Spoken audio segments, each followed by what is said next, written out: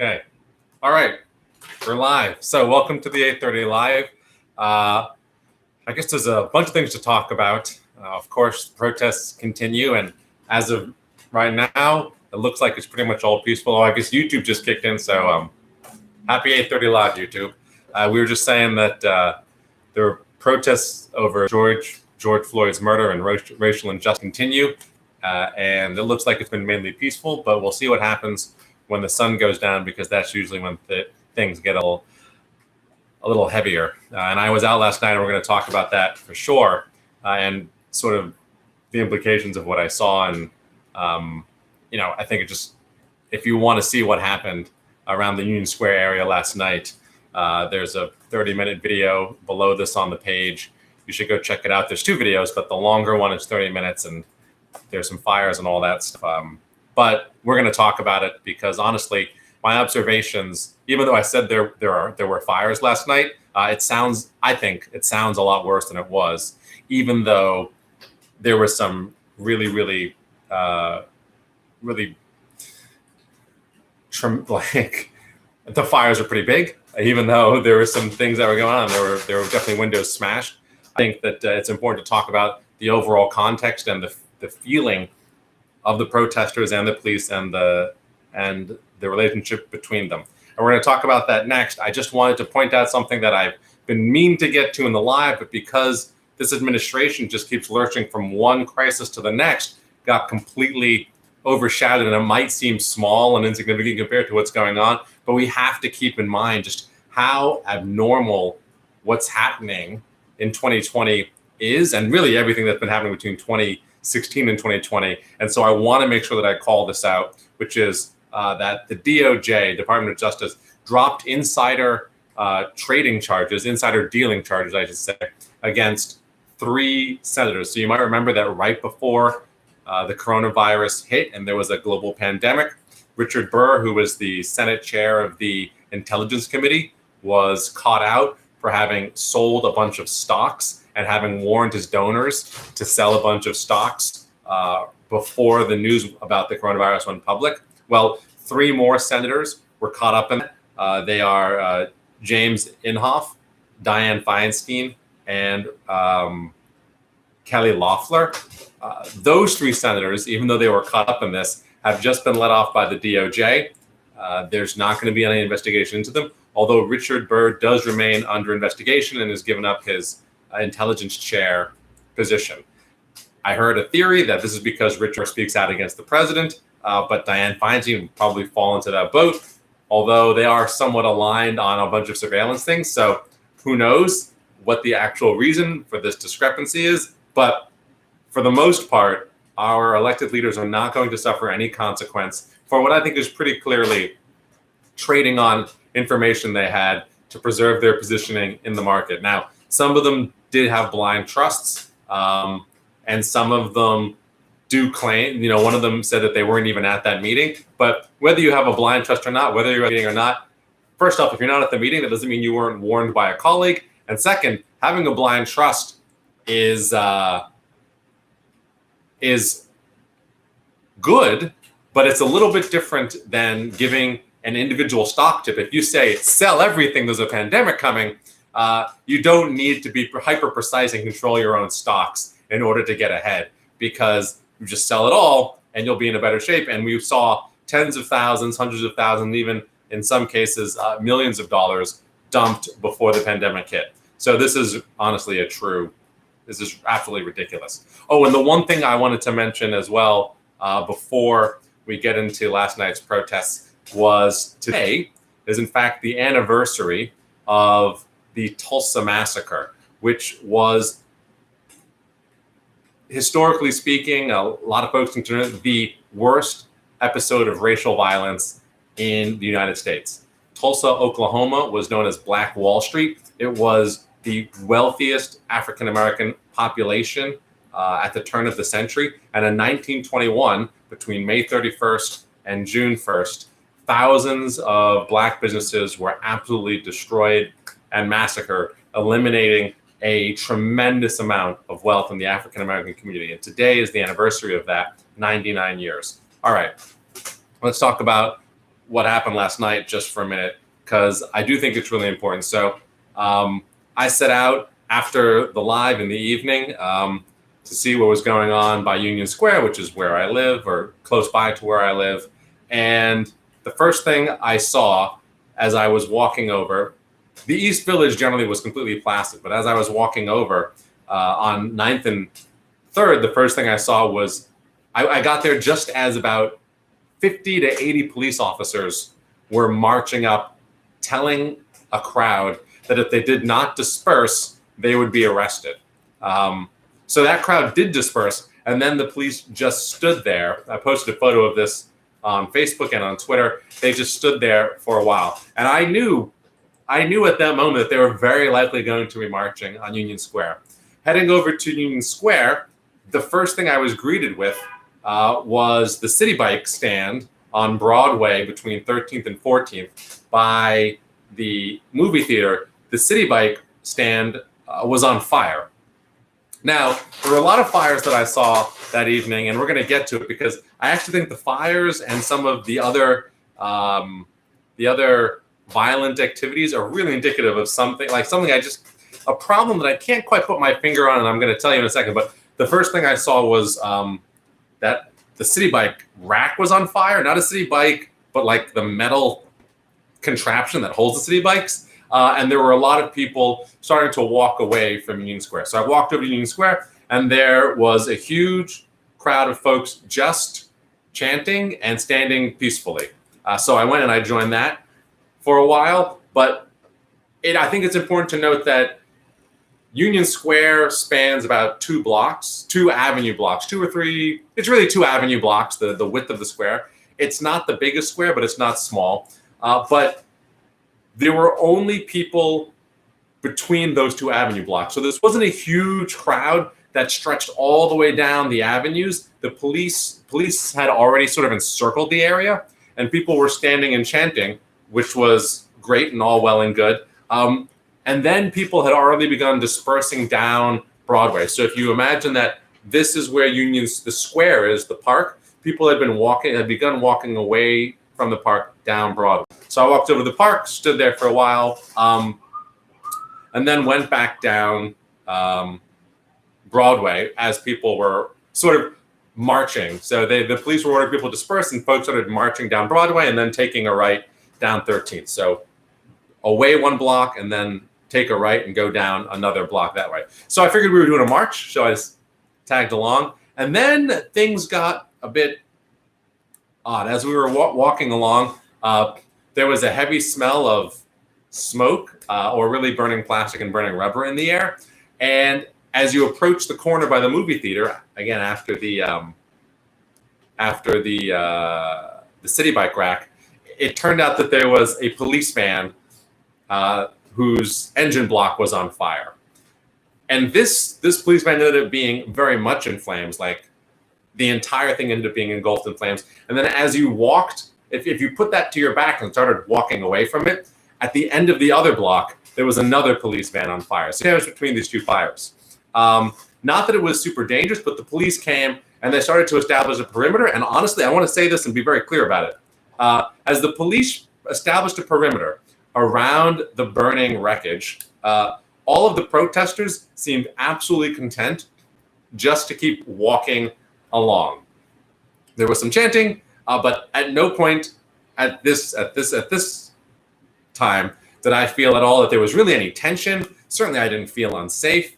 The police, as they moved up, people just moved back. The police weren't really doing anything. They were just kind of like walking in a line, and they didn't even have their hands up. They were just walking, and folks moved back. And I felt as if there was zero tension between either the police or the protesters, of which I was one. The one thing I will say, and now this is where my thoughts on the vandalism. Now, first off, I don't support arson or really even vandalism, but arson most of all because it was very obvious to me that these vans, which ended up really engulfed in flames, they were a true public hazard. Like, they were dangerous. I think one of the reasons that folks didn't mess with the police as they tried to establish a perimeter around these fireballs is people understood that they shouldn't be near it, and they wanted some guidance as to what was a safe and effective distance to keep from being burned. When the fire trucks eventually came and they started dousing one of the vans, there were mini explosions, so there were bangs and what have you. Not fireballs, though. It's not like in the movies, but just loud bangs. And then as they started spraying water on it, there were electrical explosions, right? So there were electrical sparks that came out of it. So, folks were keeping their distance. But I will say this. As you walk down Broadway, there's a Santander Bank. And, it's got these big wall-to-ceiling or floor-to-ceiling windows. And on one corner, the windows had been completely shattered. And I was like, wow. Somebody, as I was walking along, people were like whooping and hollering as they heard bangs from the police vans. One protester I saw tried to kick in. So the Santander is on a corner. So the windows along one street are broken and the other windows are fine. There was some graffiti on them, but somebody tried to just kick in. They just were going at it, trying to kick in that window. And they tried many times. This wasn't a small person. This must have been a person was maybe about 6 feet tall. And they were just wailing on that window with their foot. They couldn't break it. And so this is the thing that I found most weird in retrospect, which is that the City Bike rack was on fire. City Bike racks aren't made of anything flammable. They're made of metal. The police van was on fire. Police vans aren't, like cars just aren't flammable. You can't just go up to it and drop a match on it and watch it light on fire. There were a few trash cans in the street, one of which would have been on fire. And I did see somebody bend over who looked like they were trying to light it with a lighter. But trash cans are generally filled with paper and some plastic. And then the windows were shattered. But you can't shatter the windows like these big plexiglass windows. You can't shatter them without an implement. You can't just kick them in. You can't run into them and break them. And so the van was on fire. I didn't see the van catch fire. And again, I just walked down that street, no fire. And then I saw the City Bike on fire. I didn't see any of these fires lit. And I have absolutely no conception of how they were started. It requires special material. You need an accelerant to set a car on fire, or you need access to the engine block, and you still need an accelerant for that. You need a crowbar, a brick, something to shatter plexiglass windows, and it takes work. So I was really, really, walking through it, I was like, well, that's unsafe, and windows broken. But in retrospect, I'm really thinking, who showed up and knew how to start a fire? Who thought ahead to bring them to smash plexiglass? There have been reports of pallets of bricks being left around. I certainly didn't see any of those. But it just really, thinking back, if you ask me to light a car on fire, I don't even know where to start. Like, I'm a New Yorker. I do happen to have a driver's license. But if you were like, hey, how do you light a car on fire? I'd be like, I have no idea. I'd be like, do you go inside and try to light the fabric on the seats? Like, certainly there must have been folks there who knew better about how to cause destruction than just the regular protesters. And again, the protesters really had me feeling safe. I did not feel like anything was particularly dangerous, with one exception, and that is coronavirus. A lot of folks were wearing masks. I had posted online that not a lot of folks were wearing masks. I want to correct myself. At second glance, after I said that, I started looking around and sort of trying to do a count. It looked like the vast majority of protesters were wearing masks. Zero police officers were wearing masks, but almost all the protesters were wearing masks. That being said, people were yelling and shouting and chanting. And I find it really unlikely that anybody there was not exposed to coronavirus. The communities that are most heavily impacted by police brutality and who showed up in force, those are the folks who have the communities that have also been hit hardest by coronavirus. I will say that almost everybody in that crowd was young and looked able-bodied. And as a result, the prognosis for the folks who get coronavirus out of this, probably the best you could possibly hope for. I know a lot of older folks just stayed home, and a lot of folks who were, had autoimmune diseases or what have you, immunocompromised, they weren't there. But that being said, the protests on the day, which are physically, feel a lot safer because there's much less vandalism, or really, there's much less vandalism. Most of the instigation and force comes from the police.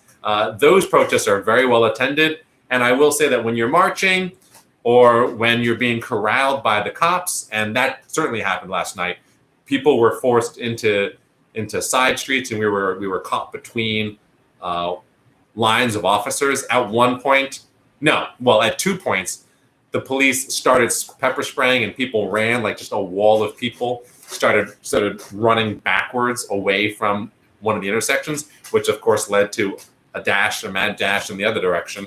You got to watch out for snack squads in those moments. But, folks who might be at higher risk of complications with coronavirus have been going to the daytime protests. And, this is an incredibly important cause. And certainly folks sacrificed their lives in the civil rights movement to stand up for what was right and to make a difference. And I saw a post earlier today about folks protesting, and then somebody commented, I worry about coronavirus and the second wave. And somebody, there was a thread of comments, and somebody mentioned, this is worth dying for, ? And I'm just like, yeah, obviously it is worth dying for. That's how we got, any progress that we got. The reason, Black people can vote because people died for it. And, there was Freedom Summer. Folks were straight up murdered when they went to go register voters and in the South. So, but I do think that it's fine for people to take precautions, and it's not necessarily that everybody's going to be out there doing the riskiest thing. And we spoke yesterday about all the other things that people can do to make a difference that doesn't require to be outside or put themselves at risk at this moment, because we happen to live in a democracy and people can vote, and there's lots of ways to help, and there are bail funds to help take people out of prison when they're arrested for protesting, for peaceful protesting. Well, for all kinds of protesting, I suppose. But really, I really want to encourage people to protest peacefully. I do think that I personally think it's more powerful. It sounds counterintuitive, but violence is the tool of the oppressor. And at least in a democracy, as long as we have the capacity to win hearts and minds, as long as we have the capacity to engage in elections, then the less violent we are, the less physically forceful we are, I think the more powerful we actually are. That's just my opinion, and I take it from my favorite Dr. King quote, which I think I mentioned yesterday, but darkness cannot drive out darkness. Only light can do that. Hate cannot drive out hate. Only love can do that. And for me, I find that mantra to be the most not indicative, but the most explicative of Dr. King's philosophy, because it really is a maxim that you can apply to understand how to affect change. You have to think about the tools that are used against you cannot be the tools that you employ. The idea of fighting fire with fire will burn the whole city to the ground. That's not productive. What we want to do is change the way people feel about each other. And violence begets violence. I mean, the Dr. King quote from which that line is taken is actually much, much longer, where he talks about how violence begets violence, how hate begets hate. And this is why love is the antidote to hate. And you cannot win by being more hateful. You simply cannot do it. And so the undoing of hate and prejudice and violence has to be done through peace and love and understanding. Now, that being said, I will just want to wrap up the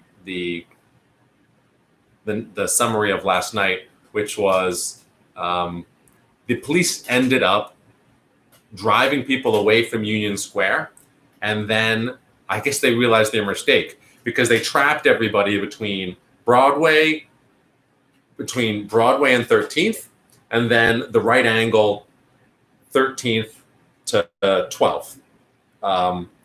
And so they basically trapped everybody in this area. Then there was some pepper spraying going on between 12th and 13th, and everybody ran back to the intersection of Broadway and 13th. And the police then,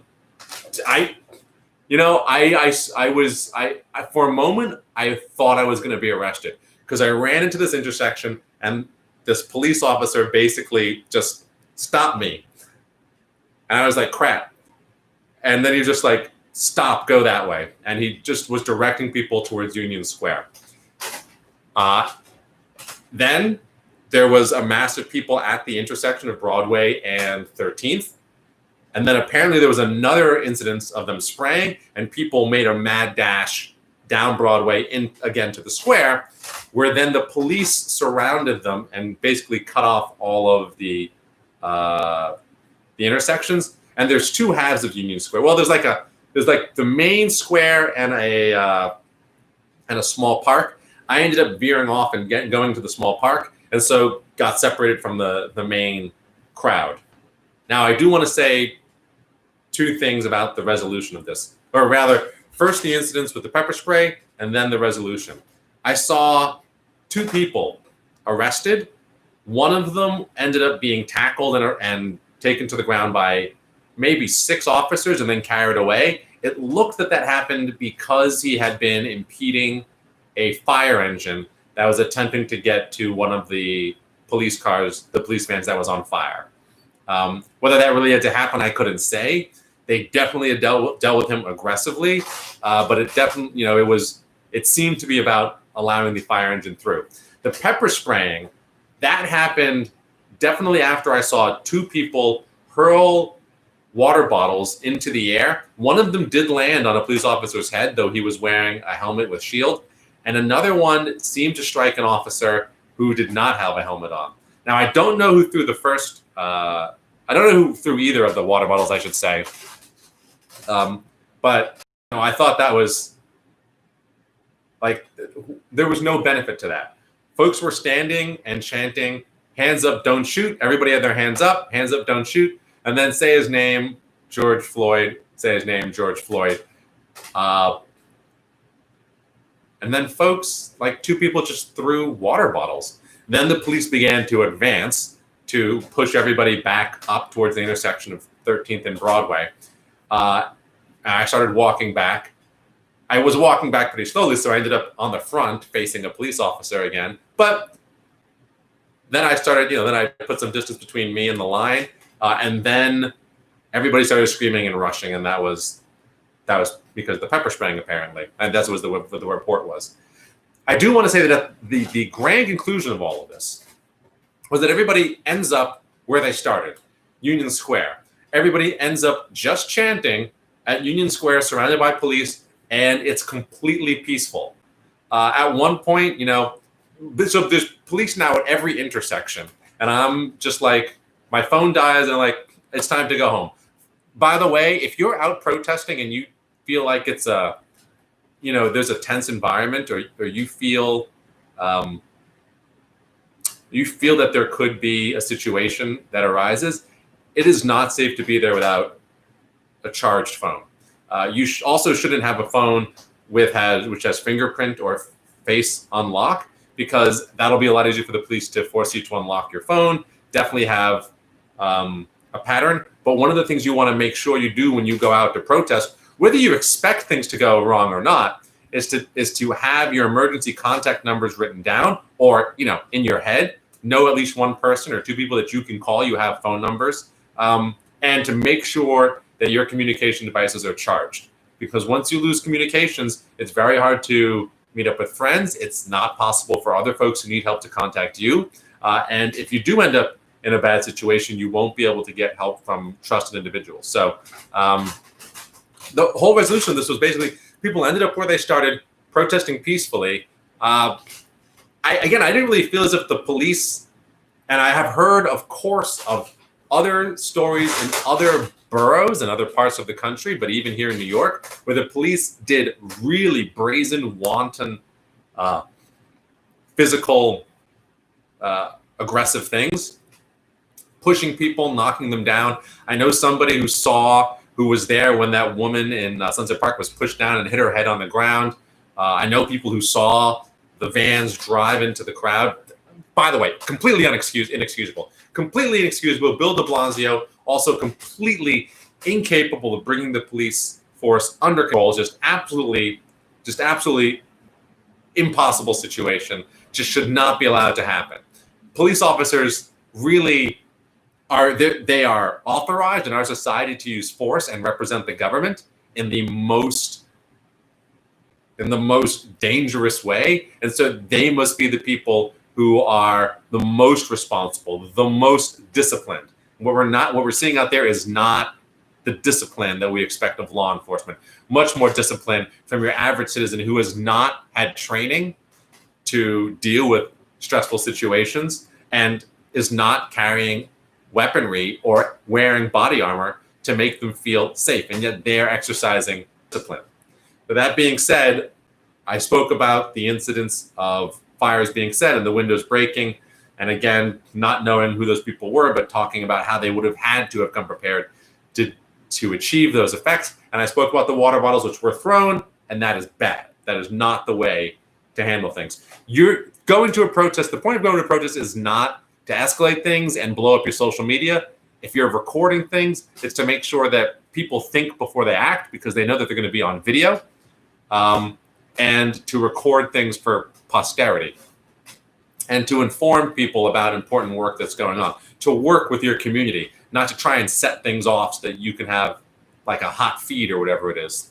In any event, as I tried to leave, I approached a line of officers that were blocking the intersection. And I'm just like, can I get over there? And they're just like, yeah, go. So at least in Manhattan, at least in Union Square, violence seemed to have been kept to a minimum. And I don't want to say respect of the police, but there was definitely, and I'll talk about that actually. I will go into that a little bit more. But there was definitely just a sense that, they're doing their job and they're not here to contain or restrain people. I did feel like there was a lot of restraint on their part, as much as there was on protesters. Although, again, in other parts of the city, in other parts of the country, it has been an absolute unmitigated disaster the way they've behaved. So, just to get back to the idea of this police respect, as people were in Union Square, there are these stone blocks around the perimeter that people generally sit on. But, at one point somebody stood up and started addressing the officers that were along the perimeter, because these stone blocks are along the perimeter of the square. For those who are unfamiliar with the layout, Union Square is a flat plaza, which then there's steps that go up, and then a higher plaza, and then a park that extends backwards. So people were on the park, they were all around the plaza, some were chanting, and then in this corner at the forefront, along the police line, somebody was standing up addressing the police officers, and ultimately, he was saying things like, if you're a good cop, raise your hand. And he was saying, we don't think you're all bad. We know there are good cops. We're not against you. We want you to be with us. If you're a good cop, raise your hand. And ultimately, I felt for him. I did. And I just hope that the folks there understood that police officers are not going to raise their hand on duty. They are required to really not react to people. They're not given the authority to act proactively or individually. They don't have that autonomy. And they're never supposed to take their arms or hands away from their weapons. All right. So I know a lot of officers, that's why officers rest their hands on their firearms, because they're meant to be in complete control of their firearm at all times, whenever there's anybody else around. A lot of officers will also just put their arms back and rest their elbow on their firearm so as not to be intimidating. But that's why you're never going to get them to lift their hands up. And now, of course, there was the video from Flint and from Camden, New Jersey, where officers walked with protesters and shook hands. Those were police chiefs, folks. Those weren't just the officers acting of their own volition. There were police chiefs who were there and higher-ranking folks who led that and had the autonomy to do such a thing. But that being said, he gave his spiel, and then when he stepped down, somebody else stepped up. And I just can't help but think that if people had just been allowed to hang out at Union Square and do that from the beginning, what's with the attempt to disperse the crowd is what led to every altercation, with the exception of, again, the few instances I mentioned of vandalism, which I mean, not that I'm going to blame the police for this, but like, who the hell's watching your van, bro? Why are people just walking up lighting your van on fire? You're the police. You have like 100 people here. There's sirens going constantly. There's reinforcements coming all night long. Well, why is nobody watching your van? Just asking. All right. So in any event, a lot of comments came in, a lot of comments from folks who had been out yesterday, some folks who I had walked over with. So I'm going to go through them and see if there's any questions and answer them. And then we're going to talk, if there are. And then if not, there are just a few more things I wanted to say this evening. But I hope that, that was sort of my experience last night. And there was a lot. I'm still processing it. But I really wanted to point out that the part about the vandalism and destruction, it just, at the time I was like, oh, this is bad. And like, people need City Bike to get around, particularly the communities that are, the essential workers who need modes of transportation. But in thinking back about it, I'm like, who has the capacity to light inflammable things? Inflammable? No, non-flammable. Inflammable means flammable? What a world. Who has the capacity to light these things on fire? And who has the capacity to break down plexiglass windows? It just strikes me as so odd after the fact. In any event, Damien, I told you so. Oh, well, Damien, first, good to hear from you. And, well, I don't know if you saw all that I was just saying. It's definitely the case that the United States has become a powder keg given the coronavirus and the economic failure and the tensions that have been rising for the last several years. And it's unfortunate that we're in this moment, but here we are. We're going to talk. I do want to talk about the politics of the situation, actually. So let's get to all that in a second. But let's see what other questions or comments we might have. Dorian Key, do you feel if there is more violence and vandalism in the protest from bad actors, it will sway middle and working class white opinion against Black Lives Matter and deliver Trump the win? If I was the Republican strategist, I would paint the Dems and the party as the party of rioters and window smashers who think looting is justified. The Republican Party is 96% white anyway, so there's nothing to lose. The violence and looting is really bad optics and made me lose some support for BLM. Well, I suppose I'll say a few things about this, and this is, of course, the optimal question of the day. There are so many people, even on my feed, who are saying that, the rioting and the looting, these are going to cost Democrats the election because Republicans tend to win when there is rioting and looting, when there's civil unrest, because one, they're identified with minorities, which are oftentimes the folks associated with the unrest, largely because people recognize that those are the folks beset upon and would be the ones doing the rioting and looting. But we'll come back to that in just one second. And second, because the Democrats are generally seen as soft on crime, and the Republicans are known for their law and order stances, however ridiculous that might be. So let's address each one of those in turn first to debunk a few myths. First, a lot of the vandalism has been instigated by white folk. This has been documented and recorded. Now, what I saw last night didn't necessarily affirm that. Again, I didn't see any of the folks who did the actual vandalism, but the person I saw trying to kick down the window and failing was not white. But whatever. Can you call that vandalism if you failed to accomplish his goal? I suppose, attempted. But, I have no idea who the actual people there who showed up with the intent, knowledge, and craft to actually undertake vandalism. I don't know who they were.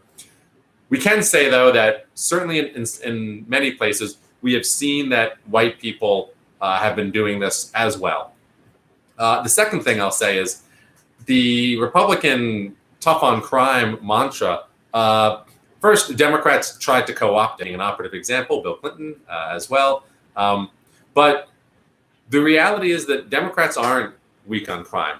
They're very, very strong on crime. It's just that they deal with crime differently, right? The idea that being tough on something means beating it with a fist or a gun or a stick or putting it in a jail cell, that idea that that's tough doesn't encapsulate the idea that Democrats tend to have a variety of policies to deal with crime, some of it being decriminalization of things that really shouldn't be on the books. And the libertarians, are on board with this sort of thing. Like, let's legalize marijuana possession, because why?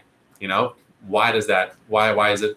Why are all these people being put in jail for a crime that doesn't really impact anybody negatively? And then just the fact that the Republicans are extremely weak on other types of crime. White collar, we just heard about how the DOJ is letting a bunch of senators run off with millions of dollars because they sold their stocks with insider information on the coronavirus. So the Republicans are very weak on certain types of crime. It's just that this street level stuff that people that makes the news because if it bleeds, it leads. That's the stuff the Republicans are constantly calling out and exaggerating. You may not remember this. I hope folks do remember it, but go back and look at Trump's inauguration speech. American carnage, he said. American carnage. His inauguration speech referenced the fact that cities were imploding and were on fire every night. And it didn't actually happen until he became president. American cities were absolutely fine for the most part. I mean, we've got our problems, don't get me wrong, but American carnage, people just being laid waste to in the open streets of Manhattan, no, it's just not that way. Now, of course, there's gun violence issues all across the country. There's gun violence in Chicago, but there's gun violence all over the place. There's gun violence in Alabama. You've got folks going to churches shooting the place up, white supremacists or what have you, Fort Hood and all that. Like, there's a million different ways that gun violence rears its ugly head in this country. So American carnage, unique to the cities? I don't think so. So that's just debunking a few myths. Now, how is it going to play out politically?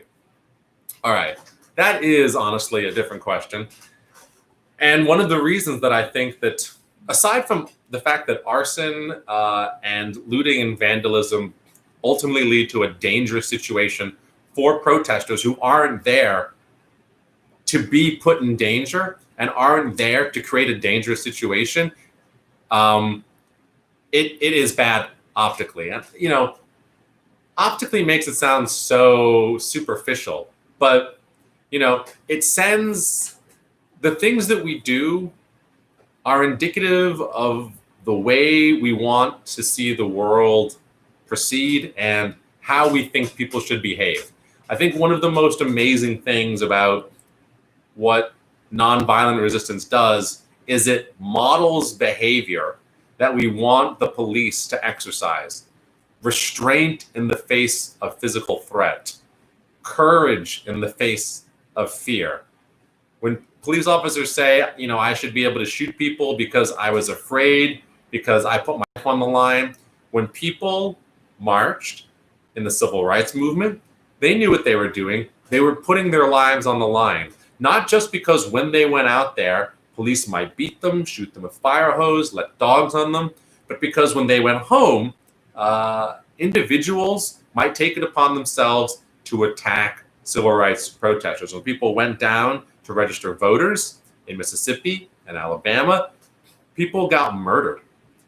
This idea that I put myself at risk, therefore I should be able to do what I want to other people, just doesn't hold. It doesn't make sense. We are grateful for people who put their lives on the line to secure the freedoms and the liberties and the civil rights of all of us. That goes without saying. That is not then an excuse to do things that violate those civil rights, that put people in danger, that lead to the deaths of citizens for no reason. So what does this all mean politically then? Ultimately, this is going to come down, as all things are this year, and really since Trump became elected, all things are now a referendum on Donald Trump's presidency. Whether he likes it or not, whether you like it or not. Pretty much everything comes down to, do you blame Donald Trump for this? Do you blame Donald Trump for the deaths because of COVID? Do you blame Donald Trump for the crash of the economy? Do you blame Donald Trump for the failure to quell resistance and protests after the murder of George Floyd? Or do you give him credit for trying to reopen the economy? Do you give him credit for, withdrawing from the WHO and promoting things like hydroxychloroquine and tests for that? Do you give him credit for mobilizing the National Guard to go and shut things down and basically kind of impose martial law to stop people from protesting? Now, for me, I think there was a poll that came out, and James King wanted to talk about this, and I know he's watching and he's got some comments, and we haven't even gotten to the second comment, but James King asked to discuss tonight polls that came out that put Biden some 10 points ahead nationally of Donald Trump, and Biden is unique amongst presidential challengers against an incumbent, ahead in all of the May polls. So what does this say? I think it says that Trump's rhetoric is not going over so well with voters. Now, of course, there's plenty of time for this to shift, but the information we're getting about the antagonizing done by the police, the information we're getting about white people who have been instigators. Now, I'm not saying that there aren't non-white people who have also been party to the arson or the looting or what have you. But what I am saying is that people are seeing the fact that this isn't a race thing, and people are seeing the fact that Donald Trump's response is only in fanning the flames and escalating violence, right? When the looting starts, the shooting starts. I think people took that to mean the president is trigger happy. And people don't necessarily want a trigger happy president, particularly when it comes to shooting American citizens. Even if, I don't think most people in this country, well, I was going to say I don't think most people are racist, but I'm not 100% sure about whether or not people are racist or how bought in they are to, the systemic racism or any of these things. But what I can say is I don't think people actively in their mind really want to do harm to other people. And so I think that despite what's going on, hopefully, I hope that we can get away from the arson in particular, which is just so destructive and so dangerous. Ideally get away from any nonviolent activity. But I do think that what folks are seeing, what folks are feeling right now, is that the president is inciting the problem, not leading us out of it, which is what people want from a leader, from a president. And that's why the polls kind of reflect that. And there was an article in Axios saying that some of his core group was warning him that he might be in trouble if he doesn't walk back his incredibly violent rhetoric. Another thing that he retweeted today, somebody, something Buck, I forget this guy's name, Buck something. He retweeted somebody who said that this will only stop when the good guys use overwhelming force to stop the bad guys. Overwhelming force to pacify the American population. This on top of the fact that he labeled Antifa a terrorist group when Antifa is not any sort of a group. I think people are starting to see that. I think people are starting to feel that a militant reaction is not the right path forward, particularly because, the George Floyd video is just so brazen. It's just so impactful. It's just so ludicrous to watch something like that happen. And actually, I'd love some thoughts from folks here. I'm running out of power, so I'm just going to plug this in, and I guess I'll have to hold up the camera. But I was asked by somebody. Whoops! I was asked by somebody. My computer, whatever. I was asked by somebody on my my feed to take down the George Floyd video because it was re-traumatizing to Black and brown folk, and some of their friends had asked for that. And I'd love to hear people's thoughts, because particularly given what's happened and how everything has gone down, I think it's absolutely critical to ask folks who would be against what they see, against these protests, to watch that video. Really look at it. It's almost impossible to get through 60 seconds of it. I couldn't. It's so egregious. Even the president, I have to say that, like, the same person who tweeted and reported that that Trump retweeted this person who called for overwhelming force. That same reporter, this was a reporter, had previously tweeted out his conversation with the president about the George Floyd incident, and even the president, I hate to say it, even the president, but Donald Trump said that something that shouldn't have happened, right? That's how he said it. He's not the most articulate man, admittedly. I think for anybody watching, you can see why this is such a problem, and I think it's just, I think that people understand this, and there are a lot of folks who are now feeling that the call to escalate violence, the call for force, is not the right call. So I think that's something we should try to drive home. Michael Kaplan, why not completely disavow looters from the cause? Let's call protesters protesters and looters looters. Then we can focus on the important issues of reform. Okay, I hear that. I do. And again, I'm not in favor of looting. I'm not in favor of any of these things. And I understand, I'm going to say something that's slightly out of context, but we're going to talk about the context, which is that, as Martin Luther King said, rioting is the voice of the unheard, or the language of the unheard. Now, this was part of a larger statement that he made condemning violence, but for those people who are in these communities and they are undertaking these actions, they view it as the last resort to be heard. There have been years of Black Lives Matter protests. I've been there. I've been a party to them. And people simply ignored them. Colin Kaepernick lost his contract because he knelt on a field. When Mike Pence went to a football game, he left because people were peacefully protesting. When Broadway stars made statements at the end of their shows, the right lost its freaking mind.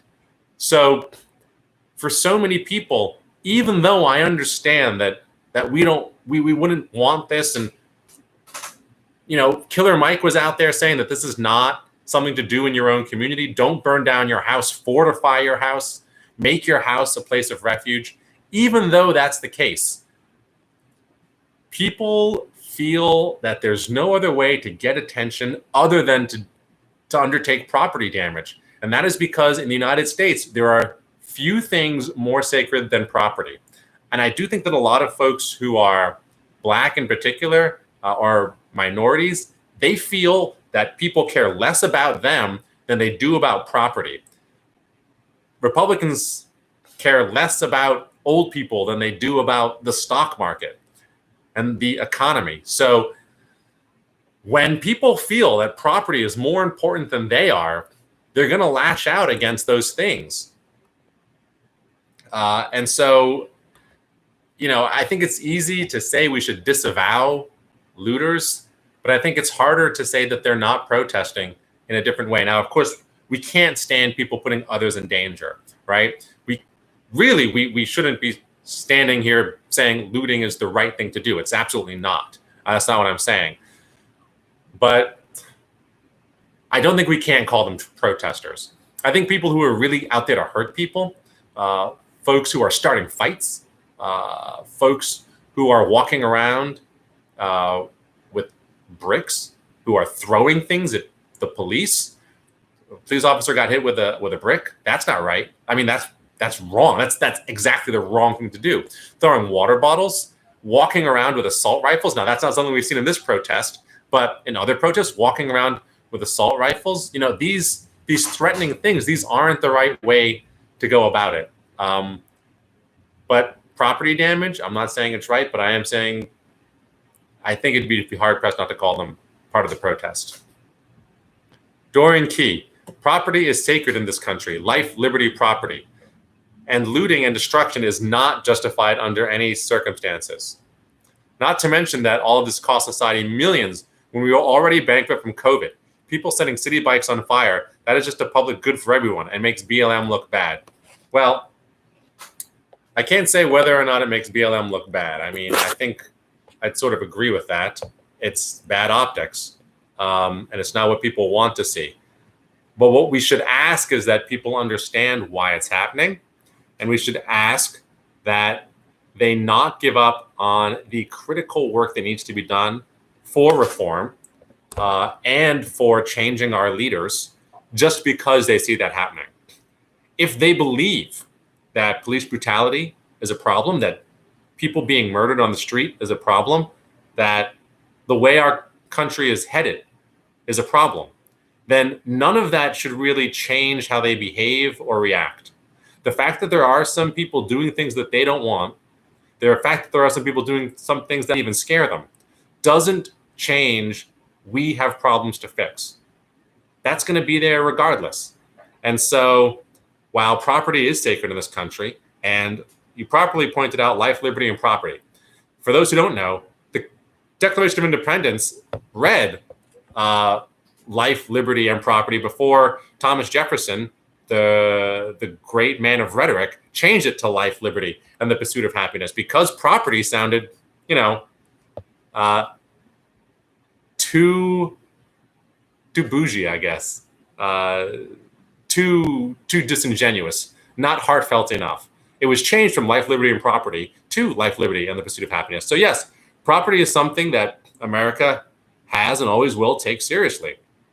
That's fine. That's its own thing. We can talk about the economic structure separately, and we've done it before, but that's different from the fact that we have deep systemic issues that make people feel unheard, that make people feel the need to protest. And these are issues that everybody can see now, thanks to the videos and the internet that are out there. And whether or not BLM looks bad, if people think that's a problem, they need to disaggregate the fact that we have real problems from the fact that there are people doing things that they don't like about that problem. They still need to be there, and they still need to be allies in fixing the problem, even if they don't want to be out there with BLM. That's fine. You want to call BLM a terrorist organization? You're wrong, but you can do it as long as you vote for legislators and executives and county attorneys that will prosecute bad cops, that will fight for criminal justice reform, that will lead our direction to a place of unity. Now, I think it's hard to write BLM off if you believe those things and really understand where they're coming from. But at the same time, if you can pull off those 2 feats, I would just ask that you reconsider why you feel that way about BLM, but not about those issues and the fact that you are committed to doing something about them.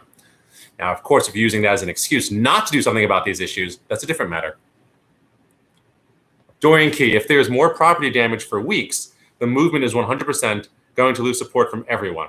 Then Democrats and black candidates will lose by a landslide in November. Good job, BLM.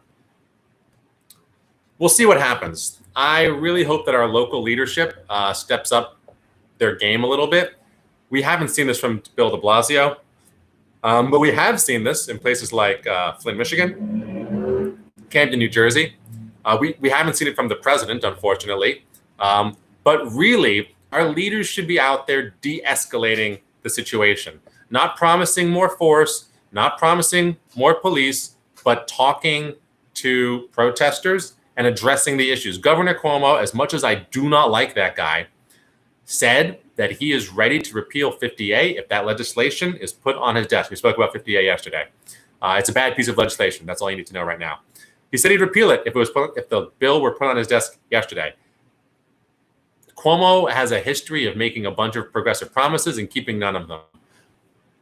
I urge, beg, demand that our legislators go to Albany on Monday and pass that bill to repeal 50A. and have it signed. And that Andrew Cuomo, Mayor de Blasio, all of our leaders, all of our police chiefs should be out every day talking about this issue and the steps that are being made to address the systemic injustice inherent in our police work and in other structures of our society. And they should do it until legislation is introduced and passed. We have a daily press conference about what we're doing about the coronavirus, about what toll it is taking on America, and racism and police brutality are a scourge just like the coronavirus, and now everybody knows it. And so if we want the protests to be mitigated, if we want people to feel heard, if we don't want folks doing things that are more dangerous, then we should treat this problem just as seriously as we treat the coronavirus. We need legislation, we need ideas, we need daily press conferences, we need briefings on what's being done, and we need to do it until something happens and not just talking around in circles. James King, Dorian Key, the optics probably don't matter that much here, given that there doesn't seem to be much question in anyone's mind as to why these things are happening. The political lines are already set, and it's not like there's really anyone who's waffling on their vote over how these protests and riots are framed. He goes on, even the people who hate the destruction at least concede that the various issues that people have riled up and in the streets are understandable, if not justifiable. Precisely the opposite. There doesn't seem to be much of a mood to, quote, turn on the protests. If anything, they're gaining more steam than ever. And I think it's notable that this started in Minnesota and has become a nationwide movement. It's not something that's constrained to a single city where a single thing happened. And it's also not just constrained to the major urban areas where Black Lives Matter protests have systemically or traditionally had sympathy movements. There are gatherings across this country, even in places that you wouldn't think that they would happen. My friend in Nebraska was telling me about what's going on over there. So this is big. This is like the Women's March, for example. I talk about this in the organizing workshop that I teach about how the Women's March was important because it wasn't limited to just the places that voted against Donald Trump, but because people stood up and marched and wanted to be heard in places where Republicans are in charge. And that's what scares politicians. Not when people who don't vote for them are upset about something, but when people who do vote for them are upset about something. And these protests have, the disparate locations and the numbers to really send a message to politicians that this is something that needs to be addressed. Dorian Key to James Morris King. James Morris, do you think looting and destroying banks is justified? Give me a break, James. You lost support from me and for BLM. Oh, Dorian, you're such a polemicist. He goes on, Dorian. Live in your delusional la-la land if you think white middle-class families are getting off on watching blacks on TV destroying shit weekly. It pisses me off. It pisses the average white family in New Hampshire or Iowa off, and you will lose support. James Morris King replying, the kids' OG white middle-class families are the ones in the street throwing Molotovs at the police. Interesting response. Basically that, not OG. OG is the thing, but that's not what he meant. What I should reframe that now that I reread it now that I know what he meant. The kids of white middle-class families are the ones in the streets throwing Molotovs at the police. Dorian Key responds, that's not how political operatives are going to frame it. To which James replies, the political operatives have no idea how to frame it because it seems to be cutting across a lot of difficult to span divides. Apparently, the banks and businesses themselves don't seem to care, since they're all publicly supporting the protesters. The CEO of Target shed a single crocodile tear. The CEO of Target shed a single crocodile tear before noting that this is all a tax write-off and backed the protesters anyway. As somebody on my Facebook feed also mentioned, and I don't know how legit this is,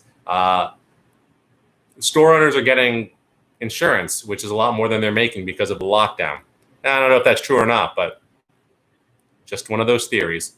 Dorian Key, James Morris, to be clear, you think setting fires and looting is a good thing? You think making the whites and non-blacks afraid a little is a good thing, right? Let's F with them a little bit, right?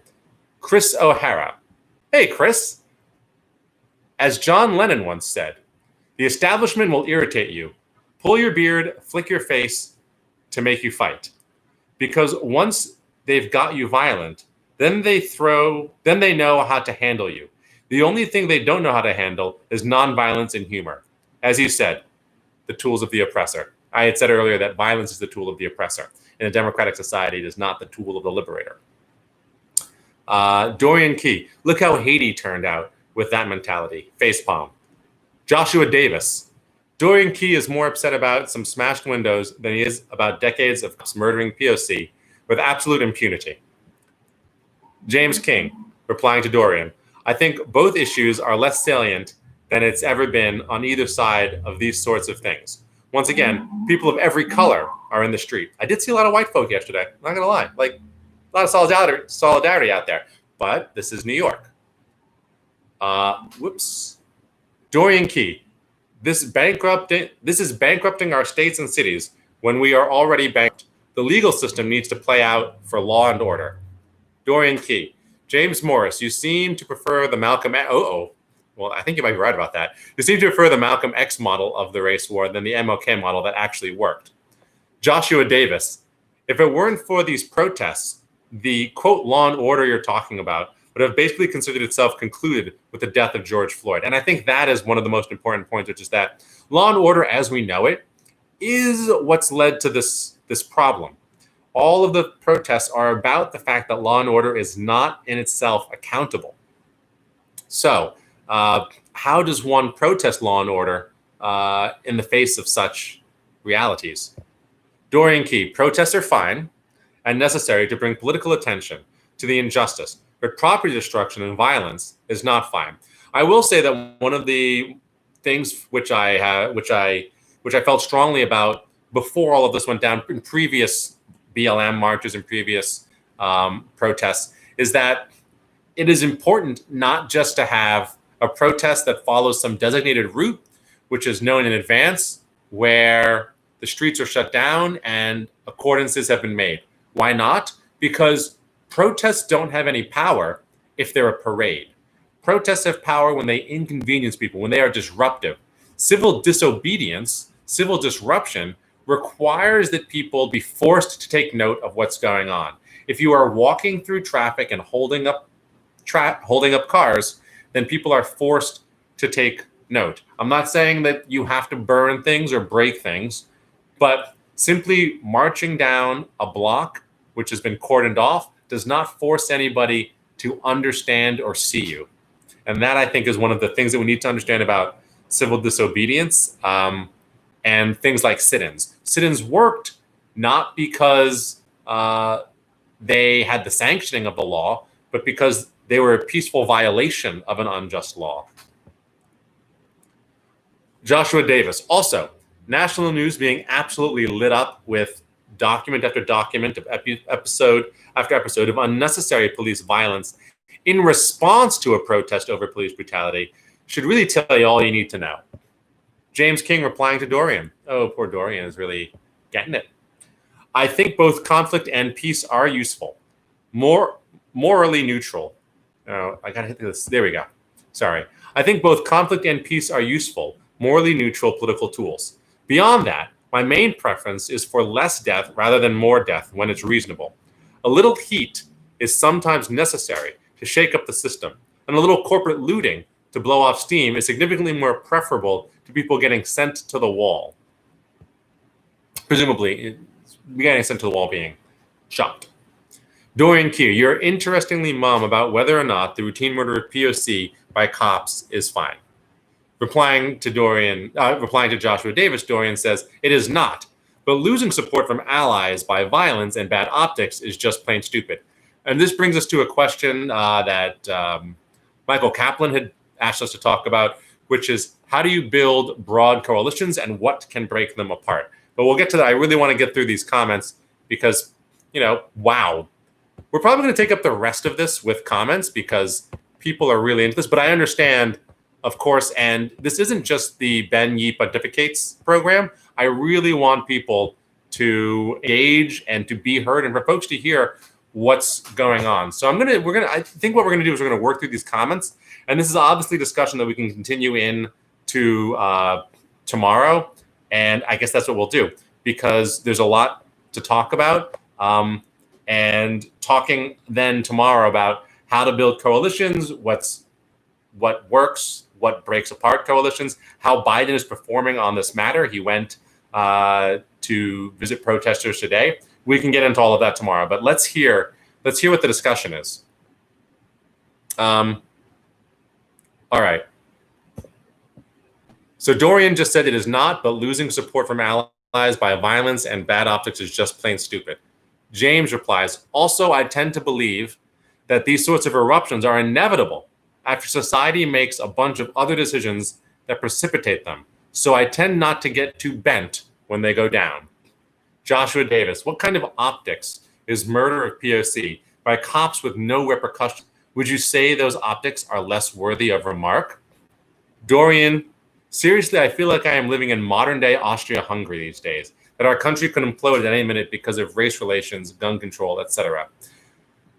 I will say to that, my cousin, who is a super smart MIT, well, now he's in the private sector, but he tried to explain to me years ago that he sort of lost faith in the American experiment, that there's nothing tying Americans together other than some loose stories about what they believe, but it's not really that case, that people are really broken into their tribes now, and there's no unifying commonality.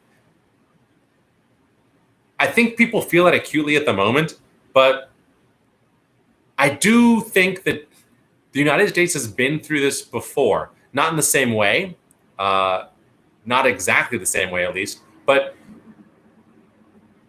when you listen to politicians talk, particularly on the Democratic side, a lot of what they say is that America succeeds because of its boundless capacity to reinvent itself.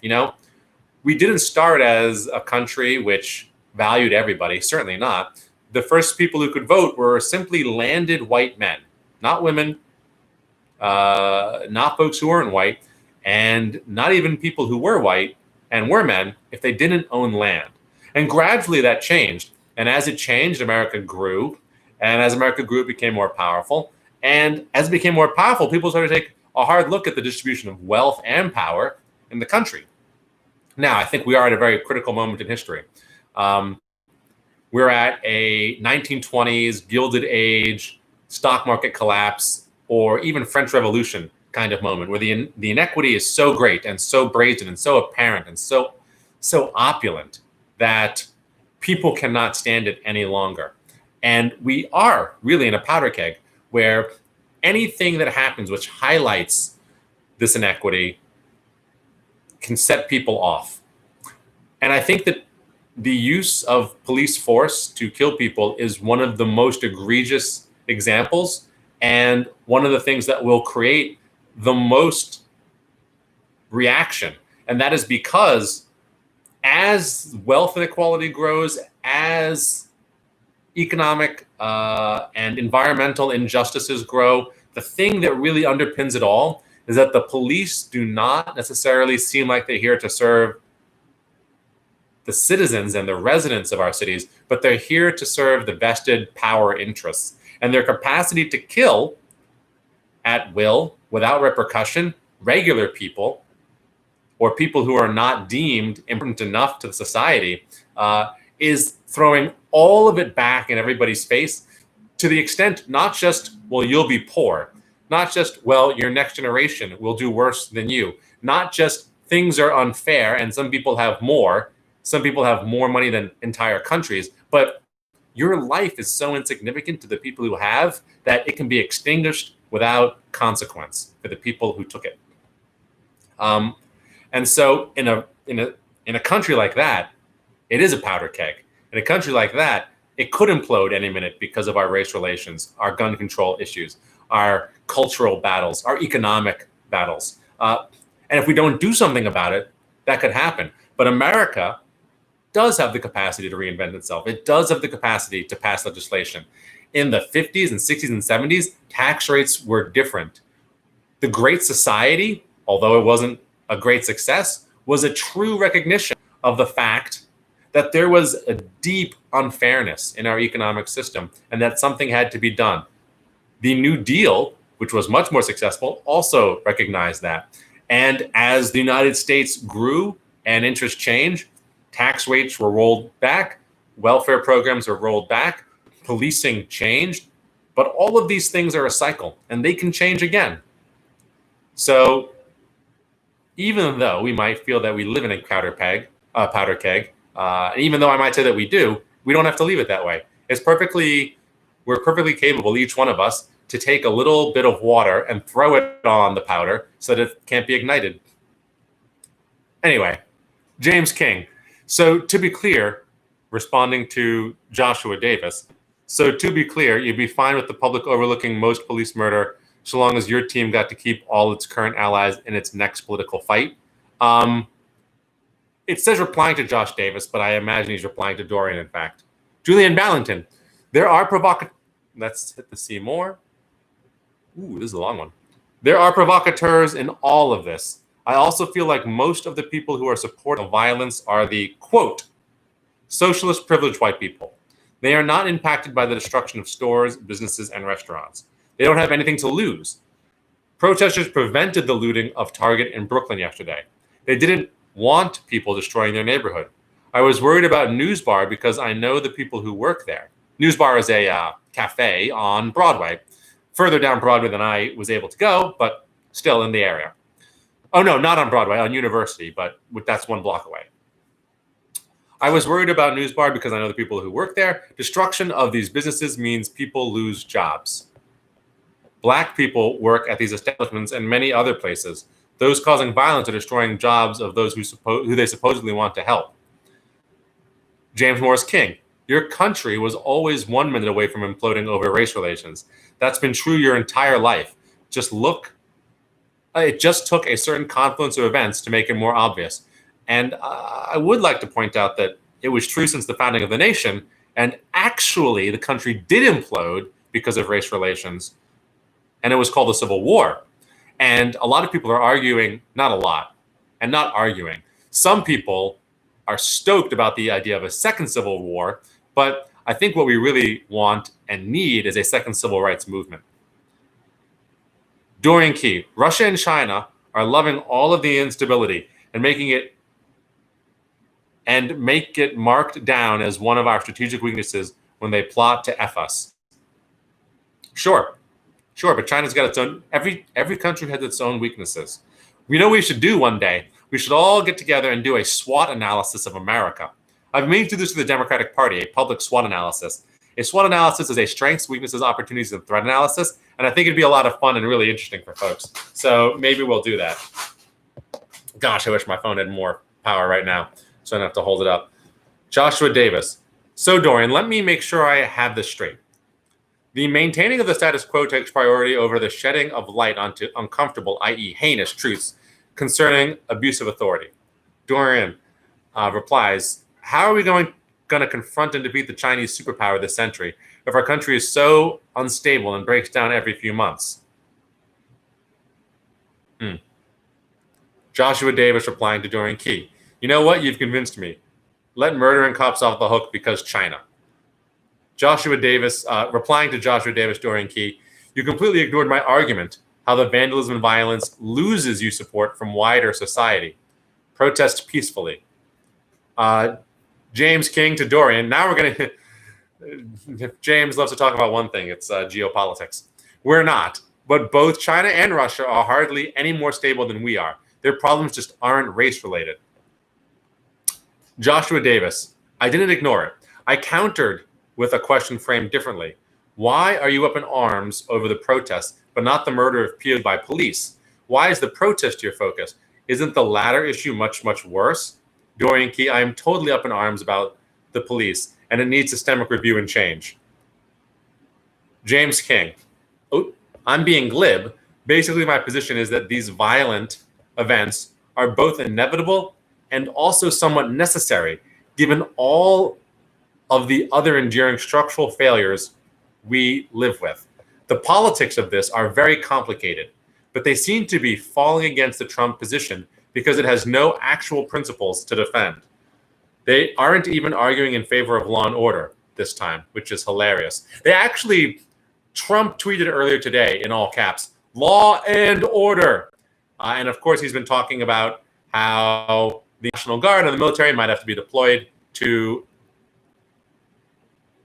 pacify protesters. But you're right that they're not talking about law and order in the way that they normally have.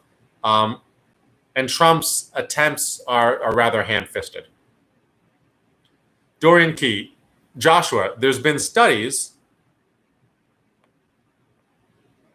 that these fires and looting actually disproportionately affect minority business owners and happens in black areas.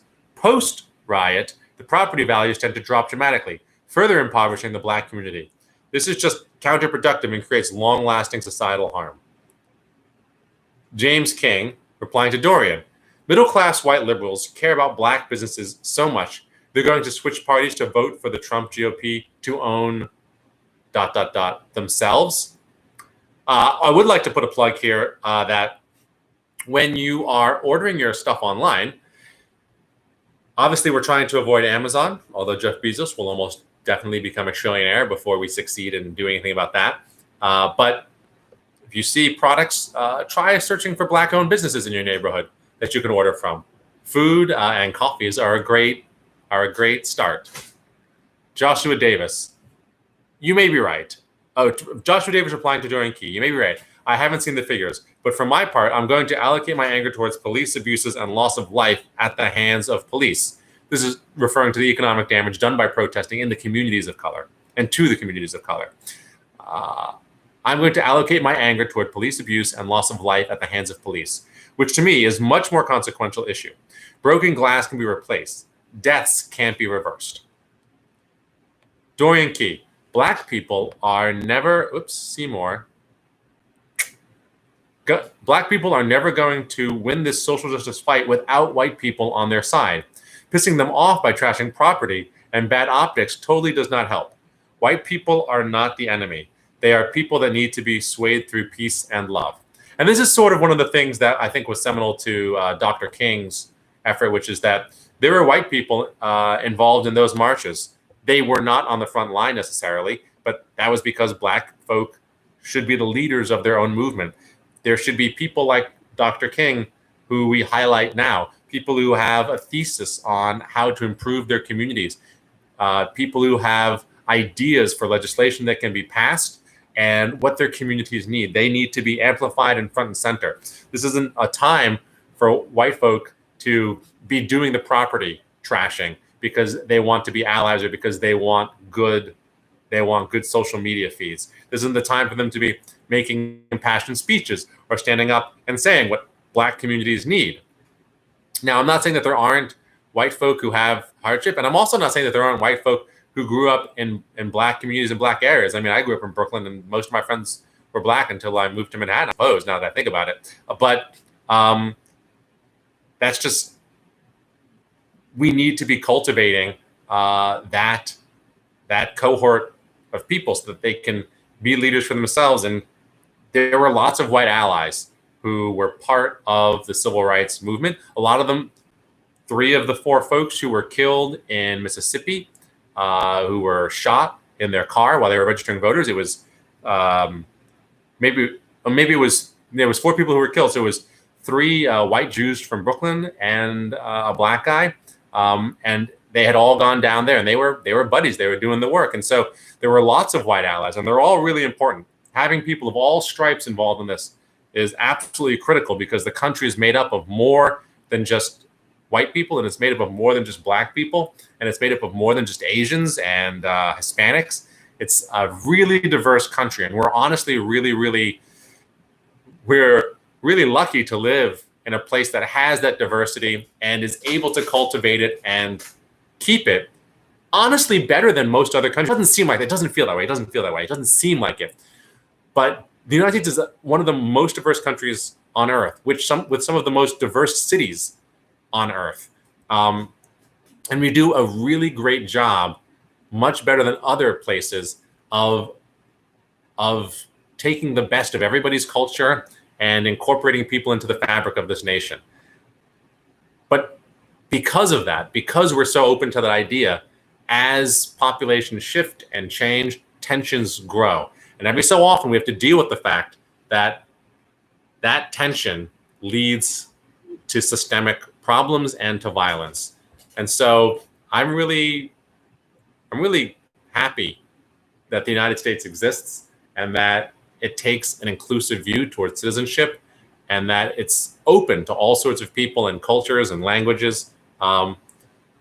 Even though I acknowledge and accept that so much of this country was built on racism, that its attitudes towards people who aren't white were built on opportunities to exploit those folks.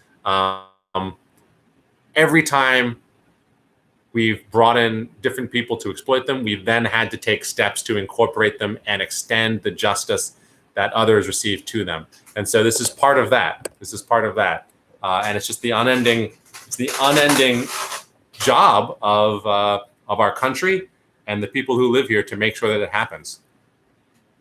So all that to be said, yes, we need allies and we want them to be part of it. And I think a lot of them are seeing that even though there is some violence, for the number of people protesting and the amount of anger out there, I do think that the amount of vandalism and violence is actually quite low. It's actually sparse relative to the amount of engagement we're seeing. But that being said, we do want to do as much as we can to be inclusive and bring people in and not just make them feel comfortable with the tactics that are employed, but make them feel comfortable and safe to be out there, to raise their kids and be like, we're going to go to a protest today. I will say that, it's never too early to teach your kids about systemic racism. There is an age where it's too early to bring them to a protest, and not because protesters are crazy people, but because the police might be. James King replying to Dorian Key. But it's white people out there trashing property with them, often taking it on themselves to do it when the black people ask them not to. Talk about mixed messages. Dorian Key. I know they are dragging down the movement with their not great word, stupidity. Joshua Davis, and there's the R word.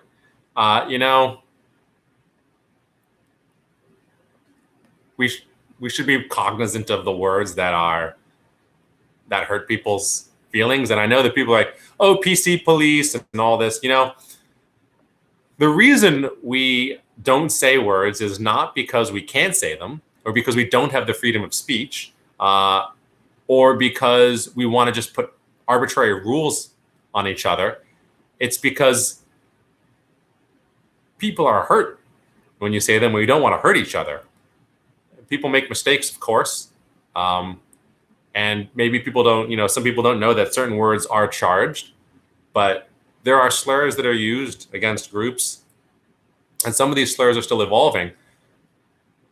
But when we're asked not to use them, we should do our best not to, because our goal in speech is not to police it, but to recognize that other people take seriously things that you might say, and it hurts their feelings. Just like, it's not nice to call people stupid. It's not, if you wouldn't go up to a stranger and just be like, you're an idiot.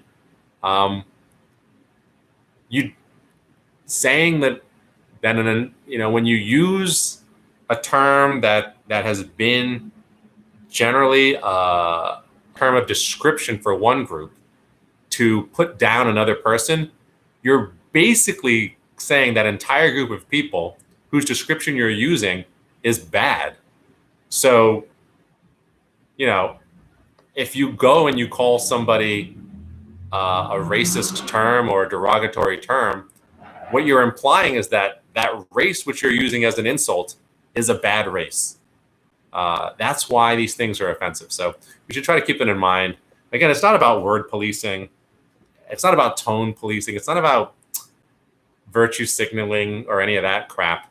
I mean, those things exist, and people get carried away, and they're like, "Oh, you said this word. You should be ostracized from the group or whatever." No, that's not why. I mean, that's not how we should behave. But we want people to understand that when we want to say these things because it makes people feel bad, and we're, as people who care, as activists, as folks who want to build a better world, we should care when people feel bad, and we should try to avoid that.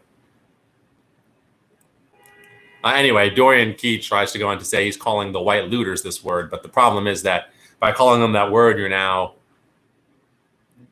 implying that all of these people who satisfy that description of that word, who are not white looters, who aren't involved in this, are bad, because now you're saying these people are bad, therefore they are like this class of individuals. And we don't want that class of individuals to feel like them being themselves is an insult if applied to other people. Any event, just a little bit of, I guess, left of, social justice thinking, social justice theory. The media needs to highlight that a lot of the looters are white and black people. The media needs to highlight that a lot of looters are white and black people are actually trying to stop them. That'll be super important. Agreed. I do think that's important. I think a lot of people would agree that that's important. And that's how you build those coalitions. All right, sweet. My phone's got some juice. It's charged up a bit. So now I feel much better. Deidre Levy, we got new people weighing in on the conversation. I know I'm like an hour behind here maybe now, but let's carry on this one. Let's go until it's done, and then I'll have dinner. I don't know. Deidre Levy, my colleague who was protesting in Brooklyn yesterday blocked someone from attempting to break into a cop car. That's something the media could show. Is there video of it? Can they show it? Can you share it? I think that's really important. I thought about people who are out there. I mean, there are, of course, the risks of coronavirus and all these other things, but and it is incredibly intimidating to try and put yourself in the way of somebody who's attempting to do harm. Again, I saw one person to do something that was a potential attempt at vandalism, but they were not getting anywhere trying to kick in a plexiglass window. So whatever, they eventually just gave up a few seconds later. I did see, water bottles being hurled, but I didn't know who threw them. But I do think that it behooves each and every one of us who want a peaceful world to try and encourage people to behave peacefully, because that's how you get a peaceful world. James Morris King, most people aren't even paying attention to what Trump is saying or doing because he's been so inconsequential and feckless throughout this disaster. Oh, which disaster is that? There's like 6 of them. I know what you mean. I'm joking. Donald Trump's out there being like, let's shoot more people. Let's just ramp up the violence. Dorian Key, I care about the wider societal cultural dynamics and race relations than Trump. Oh, care more about the wider societal and cultural dynamics and race relations than Trump. James King, the thing is, peaceful protests are probably not possible in most places, given all the priors and the fact that there isn't one central organizing body behind any of this. Now, we could talk about Trump's labeling Antifa a terrorist organization and how Antifa has no organization and how this is basically just a tool that can be used, a dangerous tool potentially, to investigate just anybody who the government deems suspicious or anti-government or potentially violent. But we won't, because we can talk about that tomorrow. But there's the idea that you're going to try to call out Antifa for the violence in the protests, you're going to try to call out Black Lives Matter. Black Lives Matter has some degree of organization, but there's nobody behind these protests. These are largely spontaneous, and there are just lots of people showing up because they care. You can't blame people for this, really. Julianne Ballington. I may be an optimist, but I honestly think this could be a watershed moment. It is a turning point for those who have not been a part of the BLM movement. I know people who did not support BLM, Black Lives Matter, and supported Trump. I know people who did not support BLM and supported Trump who want justice for George Floyd. I believe that white people, such as myself, have an opportunity to explain what has happened to our Black friends for centuries. We have to take it for the lives of my friends. We have to. I don't quite get that last sentence, but the rest of the post, definitely good point. Dorian Key.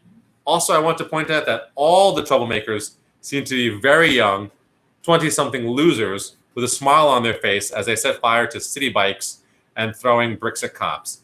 They are not representative of the movement and should be disowned. I don't think you can disown an entire generation. I will say, we spoke about this the other day regarding the Freakonomics thesis, that lots of young, unemployed people who don't seem to have a purpose and are watching the world go down around them have a huge incentive to act out. And it just so happens that we have a confluence of events of nothing to do, school's out, no jobs, lockdown, it's getting warm, lots of young folk, and 3 years of lurching from crisis to crisis, and finally a grave injustice during a pandemic. So perfect storm in some regards. That being said, definitely a lot of young people out there. It definitely seems like a lot of young people are the most physically aggressive. But that's just that's just sort of the way it's always been, I think, for the most part. James King. The daily LARPing. LARPing, by the way, is live action role playing. The daily LARPing I have to deal with online in action. And he's posted a link, and I have no idea where that goes. So, James, if you want to post a descriptor. Joshua Davis, re-looting. A friend of mine tweeted a James Baldwin anecdote from 1968 Esquire interview, which I thought was a really important framing. Now, this is I saw this. This is a great segment with James Baldwin. I encourage you to look it up. He's so articulate and sounds so much more intelligent than me. But I'm going to read this anyway, just because it's a great set of quotes. I object to the term looters because I wonder who is looting whom, baby. So James Baldwin says, and then Esquire asks, so James Baldwin, I object to the term looters because I wonder who is looting whom, baby. Esquire, how would you define somebody grabbing a TV? James Baldwin, who is looting whom? Grabbing off the TV set? He doesn't really want the TV set. He's saying screw you. Now there's a whole interview around this, and I say check it out. And there's a video of an interview with him, really articulate stuff about the Black experience in that community and its interaction with the establishment, with the systemic nature of the United States. Julianne, very well put about the looting and vandalism. There is so much pain there. So many people have died, and it took an 8-minute video of a person being murdered to get the attention of our fellow white people. Julianne goes on, I saw a post on my feed the other day that compared the looting going on to the Boston Tea Party. One of those groups we hold up as heroes, the other we demonize. Deirdre Levy, what is the relationship between looting and museums? Only that people sometimes go into museums to steal things, and that's called looting. Other than that, I'm not sure there's any larger relationship. Julian Ballington, I feel there is a large turnout in other more conservative areas too. I have a friend in the DSA in Charleston. He said there was a huge turnout. I also want to say that both Malcolm X and MLK were important to the civil rights movement. This is a point that's been made. I am an MLK adherent and a Charles Xavier adherent. As cool as Magneto is. I am an MLK adherent, and I share quotes of his and his philosophy. And I wrote an article I wrote an article after Charlottesville about Kingian nonviolence principles. But that being said, folks have certainly made the case when I post these things that there was more than one side of the civil rights movement, and simultaneous to the nonviolent protests led by MLK, there were more violent actions taken and riots which happened, and interactions with police which didn't go great. This is all true, and it's something that we tend to gloss over because, of course, the powers that be would much prefer everybody be peaceful all the time and not challenge the structure violently. And I think it's difficult to say whether the peaceful, nonviolent aspect of the civil rights movement would have succeeded definitively without the other side of it. Now, I want to believe it would have, and I think we lionize certainly the peaceful part, and I think that for the most part, the peaceful part was larger and had a bigger impact. You know, the "I Have a Dream" speech was much larger than the speeches that Malcolm X gave, like the crowds that turned out. And ultimately, Martin Luther King Jr. Well, actually, Malcolm X was assassinated too, I believe. But we shouldn't. I don't know, whitewash the history of the civil rights movement to say that these things didn't happen. They did happen, and that's not to say that they should be happening again or that this should be our objective, but just to know that it doesn't mean that we're going to lose because they do happen. Deidre Levy, at the protests in Brooklyn today. Oh, sorry, I misread that. People at the protests in Brooklyn today were condemning violence and looting, by the way. I wasn't sure who led yesterday's protests, but I'm going to assume it was the DSA since I got the email notifications from them. I don't think anybody was leading the protests. I believe lots of people informed folks of the protest. Joshua Davis, Ben, sorry we turned the discussion window into a flame war. I don't think it's a flame war. I think these are important discussions to have. Certainly, I believe in the power of debate. And these are things that we want to talk about. Now, I did have things that I was going to talk about tonight, other aspects of the news, other considerations. We'll get to it tomorrow. That's fine. The most important thing, so much of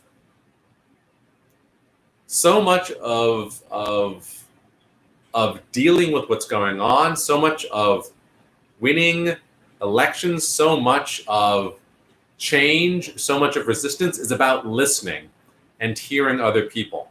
And so, I don't really view this as a flame war. Some words were tossed around, but I'm not going to hold that against people. We're here to have a discussion. And just because I'm the one talking, I just happen to be the one hosting the live. I have no problem with folks going on. I don't have to be the central. Well, arguably, I think I still am the central voice. I'm taking so much time for myself, but I don't want it to be a detraction from the fact that I honestly and earnestly want everybody else to participate too. So thank you, Josh, for your participation. And if you think other people should participate, and if you think that this is a good format and it's interesting and it's a good place for people to engage, please share the video. Please invite people. We do the live every night at 8:30. Dorian Key, powder keg. We just need something like Franz Ferdinand to set it off. Rip America. Canada is so much more stable. Even Russia and China are, and so much less diverse. First off, let me. China's more stable. What they're doing to the Uyghurs is abominable. Okay, so China's stable because they can take their minority populations and sterilize them, eradicate them, send people to occupy that land, and then force those people into relationships with what they deem, native Han to breed them out of existence. Like go look all of it up. Like that last one is just so Like there are no words for that policy. There's no words for it. And you can just, go look it up. It's happening. And China is as stable as any authoritarian regime that treats people like crap. Okay, so I think that every authoritarian regime is a powder keg, honestly. People are afraid to rise up, but eventually it won't always be that way. And we'll see. We'll see how it goes. Listen, China has a wonderful, long, complex history of taking its emperors to task. The CCP can't get away with this forever. The Chinese people are resilient. They are willing to put up with a lot because they've been through a lot over millennia, thousands and thousands of years of history. But they know that when push comes to shove, the power lies with the people. They've overthrown entire dynasties before. We just need to hope that they reach this conclusion. Now, as for Russia, similar deal. The Russians have slightly less success overthrowing their leaders and installing new ones, historically speaking. But the Soviet Union collapsed. Let's not forget that. Putin's survive it. He might be able to bring it to the end of his lifetime. But what happens after Putin? What happens after his cult of personality evaporates? Only time will tell. And really, what we should all be striving for is a pluralistic, democratic society here in the United States to show the rest of the world once more that democracy can work, that freedom is meaningful and valuable and can be a path to success.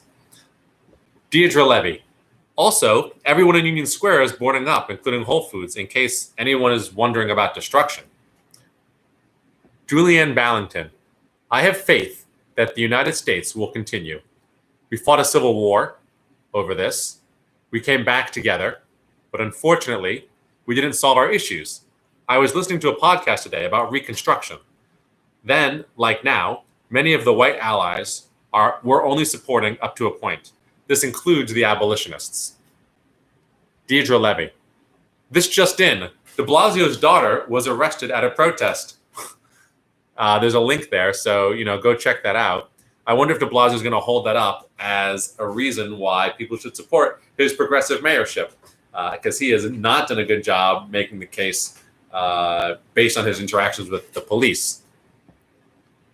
Michael Kaplan. There is a long, proud legacy of Jewish activism for justice that I am very proud of. Thank you for bringing this up. When people are allies to each other, when people have experienced persecution and use that experience to fight so that others don't live in persecution, that is noteworthy. And that's something that we should be talking about. I saw my friend who is Korean today shared a post of a bunch of trash Asians being super racist on their fraternity chat. And as an Asian, both he and I, it's our jobs to stand up and say, that's not cool. Asians were put upon, and they said some stuff about how Asians, are different. Like, we both came to this country, we both had different experiences, and there's a reason for that. I'm not going to go into it. Listen, Asians were discriminated against. Asians were put down. Asians are being discriminated against right now because of coronavirus, although the pandemic is apparently forgotten because of the new crisis that the Trump administration has brought us into. But as minorities, we're not here to say, I got mine, I don't care if you get yours. We're all in this together to create a just and equitable society that allows newcomers to succeed because America holds open opportunity and freedom and equality for all. Chris Barron. There is a fire now by Union Square. People were excited about the fact that protests were being so peaceful early this morning, but it's really when the sun goes down that things sort of pop off. And so I'm honestly not that surprised. There were fires there yesterday. I can only hope that in the coming days there's less of it. And if I go back out, obviously I'm not out there now, we're having this discussion, but after the live yesterday I went out, and if I go out again, I'm going to have to grapple with the idea of whether or not I'm going to try and intervene and stop people from doing things. I guess I'm going to have to. I mean, I am fairly privileged in my complexion. I am male and not a small one. And I have studied martial arts for self-defense. So I can at least try and talk people out of undertaking violent and unpeaceful activities that I think would put others in danger. Still, it's an intimidating thought just thinking about it, and I understand why it's scary. But I'm not surprised that there's a fire. But having just said what I said, I am not going to say that people should have tried to stop somebody who was intent on doing something dangerous, because what if that person had turned dangerous toward them? That being said, as well, there are folks who have done that. They are very brave, and they had the backing of the crowd. There was a story of a man actually in Texas who got out of his car and was wielding a bow. He later reported that he was beat up because two black men assaulted him, but in fact, he had gotten out of his car and was had a notched arrow in his hunting bow and was pointing it at people. And a crowd, not just of black folks, but a large number of white people, descended on him and took him out. So hopefully, I do think there's more folks who are interested in peaceful protesting than not. So we should ask that people, in some regards, if there's anybody interested who would like to go out with me and we can watch each other's backs, then we can try and talk people down from this sort of behavior. And if things go a little south, we'll be there to protect each other. Deidre Levy, she was taken into custody around 10:30 p.m. on 12th and Broadway, where cops declared an unlawful assembly. This is Deidre's friend who presumably stopped that person from opening a police car door. Tony Taclay, I do believe some Republican factions going to these demonstrations to cause trouble on purpose. Hey, Tony, good to see you. Thanks for stopping in. And yeah, I mean, I think that's if not Republican, there have been certainly reports of white supremacists and Boogaloo boys. We've been over what the Boogaloo is many, many times, but there's definitely outsiders. The police chief said that about, I think it was a seventh. There were 700 something, which was like a seventh or something. Not a huge number, but a sizable fraction of arrests made yesterday were not from New York. Now, I understand that there were claims made about the composition of people arrested in Minnesota and that those claims were not true and that something like 80% of folks ended up being from the Twin Cities area. But this was the stats that came out, specific numbers that came out from New York City Police Chief. And it was a legit sizable number of arrests did not come from New York City. With whom they were affiliated is another question. James Morris King. Tomorrow, do a review of all the MAGA maniacs bringing medieval weapons to, quote, the war, and then getting stomped out by crowds. Well, we just spoke about the bow and arrow guy. So, okay, maybe so. Dorian Key, are we hitting the Magna Carta tonight or what, Ben? You haven't done it for days now. Well, considering we've been at this for almost 2 hours, I will do the Magna Carta tomorrow. I will set aside time tomorrow for Magna Carta. Today, as promised, we're going to do these comments. And you're right that we haven't done it for days, and it is definitely very interesting. But these are interesting times as well, and there are lots of things to discuss, not just about the history that led to where we are today, but about insofar as the political theory and the documents and doctrine that led us from English common law and the Magna Carta to the Constitution and the Bill of Rights. But as well today about the history of race relations in the United States, both recent history and going all the way back. So we spoke a bunch, and we mentioned, for those who didn't see, we were talking about the Tulsa massacre at the beginning, which was the elimination of Black Wall Street. This was May 31st, 99 years ago today in 1921. James King, read the link I posted earlier. Here we go. An ESPN NBA reporter tweeted enthusiastically in support of the protest and the rioters over a picture of the Minnesota 3rd Precinct building burning with the tag, quote, burn it all down. Then yesterday, when the riots touched a nearby gated community, he tweeted calling the protesters, quote, animals, yay, Trump words, and demanded police protection to keep them out of his neighborhood. His neighborhood. takes on a sort of a different tone. Although there is definitely a segment of the population who believe that anger directed at government institutions, like police stations, which are also the institutions which led to the murder of George Floyd, are different as targets than private property held by corporations or individuals which had nothing to do with the systemic racism of the government. Now, I think there should be a further line drawn between corporations which participate at a higher level in the economic levels. I wanted to say segregation of our society, but that might be too strong a word. But there's definitely a difference, I think, between people's individual homes, even the wealthy. Individuals' homes is a different set than public spaces or corporations and government institutions, none of which I think should be set on fire, but I don't really blame somebody for being like, please don't come burn down my house where I am currently living. James Morris King. So as I said, peak online LARPery, live action role playing, literal virtue signaling.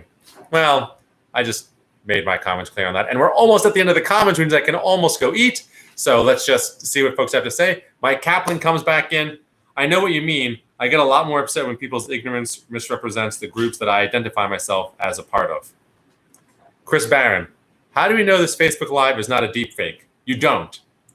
And that's a huge problem. But it's very much in character for me. So if I performed this well in a deep fake, I would say just let the deep fake have it. James Morris King, asking the big questions, replying to Chris Barron. Deidre Levy, no, my friend, de Blasio's daughter was in Union Square last night. Oh, I see. Yes. Deidre Levy, when de Blasio's daughter was arrested and taken into custody. That's what that article is about. Got it. Okay, and we are now at the end of the comments. I want to thank everybody who participated and everybody who just watched. It was great to see you all tonight. We had lots of folks tune in. So I understand this is a long discussion, and we'll get to some other stuff that we're going to talk about today, tomorrow, and we'll continue this dialogue. And I hope everybody will come back tomorrow at 8:30. I'll see you then.